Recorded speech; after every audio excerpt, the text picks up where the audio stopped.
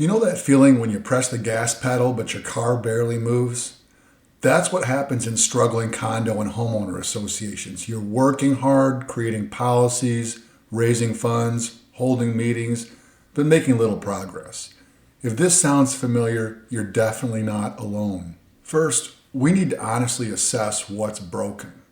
When your board meetings feel like battlegrounds, when neighbor conflicts keep escalating, or when simple decisions take months, these are clear signs your community's gears aren't aligned properly. It's so easy to point fingers at your management company, attorneys, vendors, or just bad circumstances, but here's the tough part. Sometimes we need to look in the mirror instead. Sure, occasionally changing professionals is the right answer, but if you've gone through several management companies or attorneys and you're still facing the same problems, maybe the board itself is the common factor. This isn't about blame. It's about honest self-reflection. If your board truly wants to repair your community, you need to approach this with humility, not ego. When the board can't examine itself, unfortunately, the community stays stuck until something changes, either the board members themselves or their collective mindset. Ask yourself, where should we really be looking for solutions?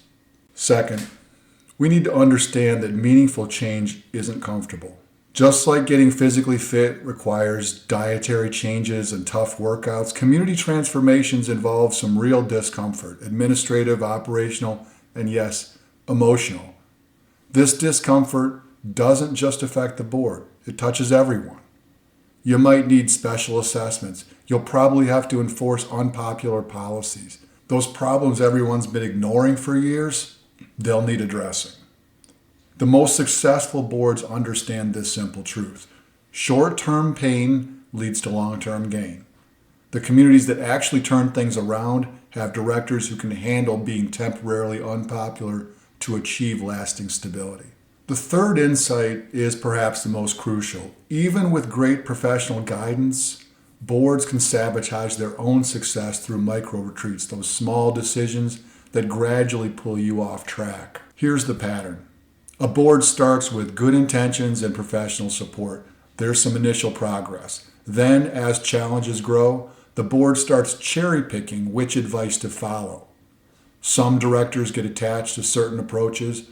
Others become impatient with the timeline.